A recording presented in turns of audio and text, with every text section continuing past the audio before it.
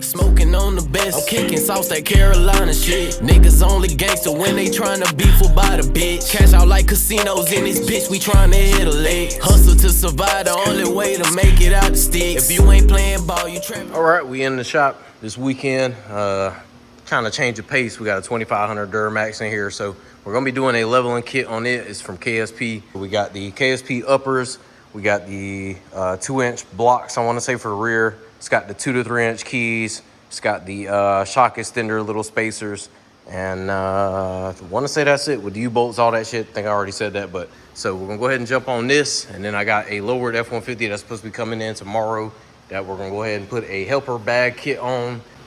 All right, so getting down to it, I went ahead and got the tension relieved off these keys. I got this key loose, and a lot of people have problems with them seizing up, but I ain't had to do a damn thing, and this shit's already loose. So 2 types of torsion key tools that you can get. I bought both of these just to have them, so that way I don't have to go to the damn tool store. But I put on this one, 2011 plus Duramax. This is 9906 regular gas, 1500. This one's a little bit deeper, this one's a little shorter, so you have to have this one to do any keys for a Duramax. That's something I had to find out the hard way a long time ago.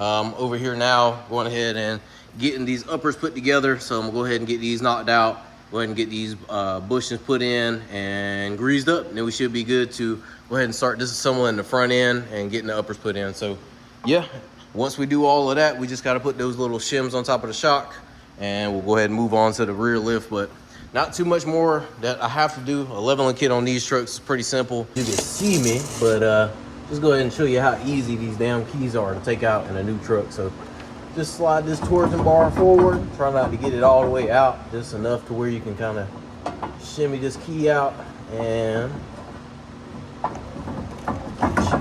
a little bit more, and there she go.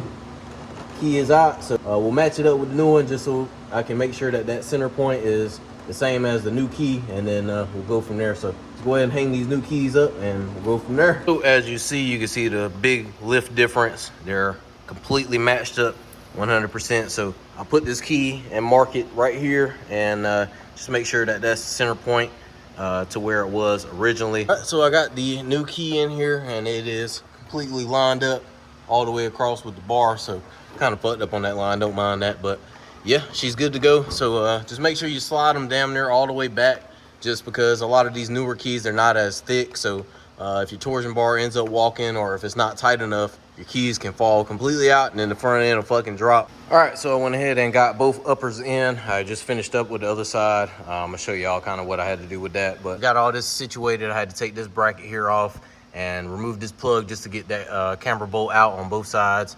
But I got them greased up. Just got to grease up the main ball joint, and then we should be good to go. It's kind of what I'm doing so far. It's a 21 millimeter, just loosen that up. Put the crowbar up under the top of the shock and kind of pulled it down, so that way I can just get it out of there and put these little spacers here on. That'll go back up underneath, put the 21s back on, and you're good to go. But yeah, just got this upper control arm on here too. So we're almost done with the front. We ain't got nothing else to do but just tighten all this stuff back up, and we'll be pretty much done. So thing up front is good and tightened up.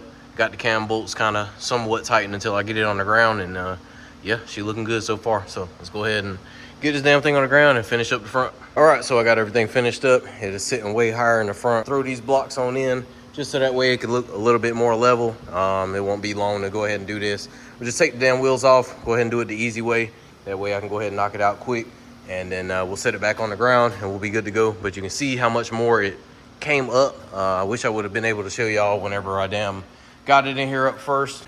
All right, so finishing up the rear, I just got the blocks in. Not too sure if they're a 1 inch or a 2 inch, but kind of looks like a 2 inch somewhat. But yeah, got the blocks in and they're tightened down, so we're all good to go on that. I'm gonna just go ahead and jack this rear end up, put these shocks back in, and then we should be good to go.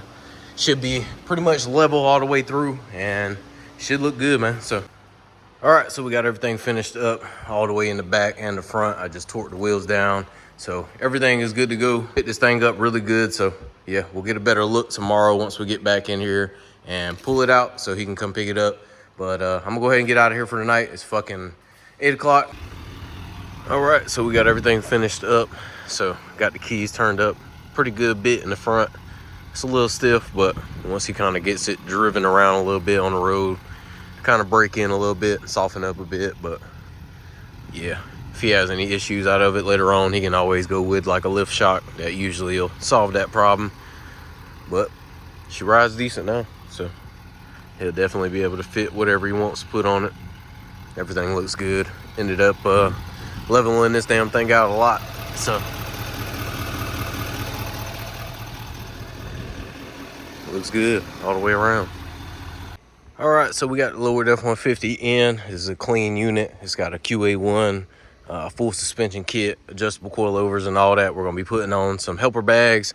We're gonna run the Schrader valve and all that stuff through here, just so that way he can get it filled up and stuff through the gas cap. A lot of people put them on the back, but we're gonna try to go ahead and run it through there and get it routed the right way. So we're gonna go ahead and back this damn thing up in the shop, go ahead and get the back end torn apart so I can go ahead and start disassembling some of the stuff, so that way I can go ahead and get these bag brackets put in, run the bags, then we'll plumb the lines and all that and do a leak test. And hopefully by tomorrow we'll have this damn thing all finished up. Not a Ford guy at all, but these F-150s, when they're lowered, don't matter if it's a damn single cab or a 4-door, these motherfuckers are bad.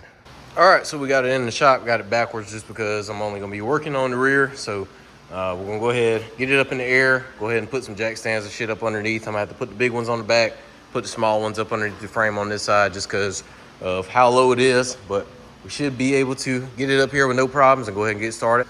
Let's go ahead and get to it and get started. All right, so went ahead and disassembled the QA1 flip kit, and it has a flip hanger system, but just doing one side at a time. And I got the leaf pack unbolted, so all I got to do now is put the bag bracket on there just like this. It'll go on the leaf spring and go up under those. I'll just tighten those back up, and this will be what the bag mounts on the bottom. Then we'll end up putting the top mount on. So just kind of doing everything one at a time. The instructions tell you to drop everything all at once. You can do that, it makes it a little easier, but if you're in the garage like me with jack stands and shit, just take one side at a time, lift it up. I got the jack lifted up and the other side is clamped. Helped get up under here, grab all this stuff out of here so that way I can get to those bolts. And now we're about to go ahead and put this bag bracket on and go from there.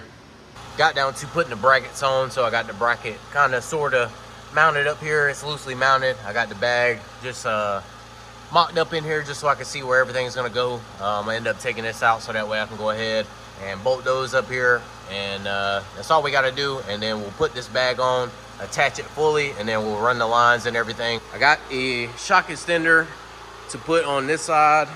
It's supposed to go somewhere up in here to drop the shock just a slight bit more, but not too sure if we're gonna need that because these shock bodies aren't too big. I have nothing much left to do, but like I said, put the plate on this side because there's a wiring harness that is on the frame on the back side.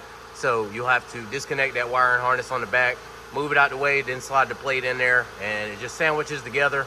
You're supposed to stop it right here where this weld is for the bump stop.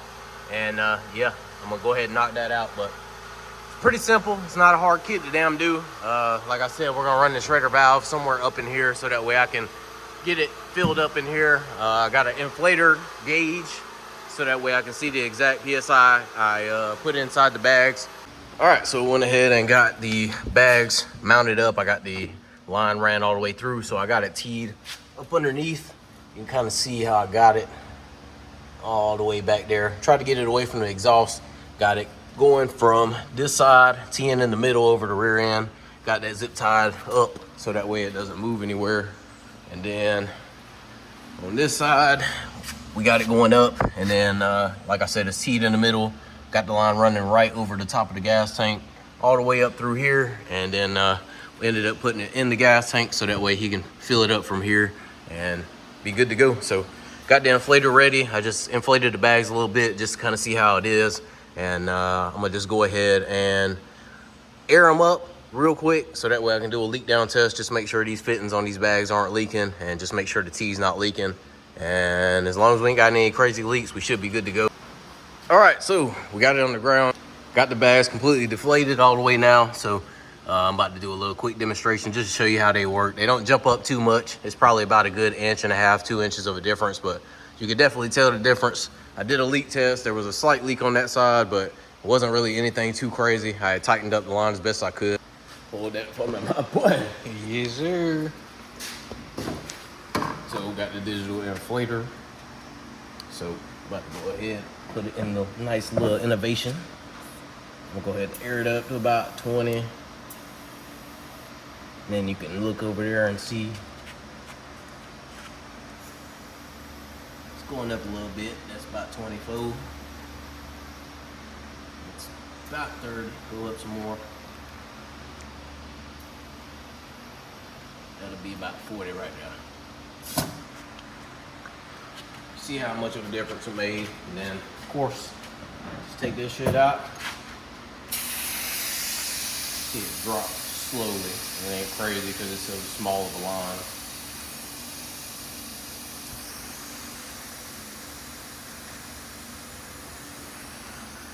Once it drops, go right back to factory or back to the damn drop. Well, yeah, that's pretty much it. So with everything being in the Schrager valve, being in the damn gas tank, it'll be easier for you to damn fill it up without having to go to the back and get a damn mini compressor and damn fill it up, or get you one of these attachments. That way you can damn get it right. So I'm gonna put it at about 25, probably 30, just to make sure you don't hit the bump stops and shit whenever you rise. I'll probably take it for a test drive down the road. Even though it's low as hell and these damn roads ain't the best, but just want to make sure it ain't gonna hit on nothing. So. All right, so got the damn thing finished up, took it for a test drive, and it rides good at 30 psi. It's pretty stiff in the back, but I didn't adjust the shocks or do anything like that. But everything looks good. Even with it aired up, it still kind of looks pretty level, so it ain't too bad. The front dips a little bit, but rather have that ride comfort than to have the rear end knocking every damn time. But yeah, that's pretty much it. It's holding air pretty good, so I ain't complaining about it. Everything sounds good. There's no sounds or nothing like that, so she good. I like that color on this damn thing with that black. That shit is tough. But yeah, that's pretty much it for this one, so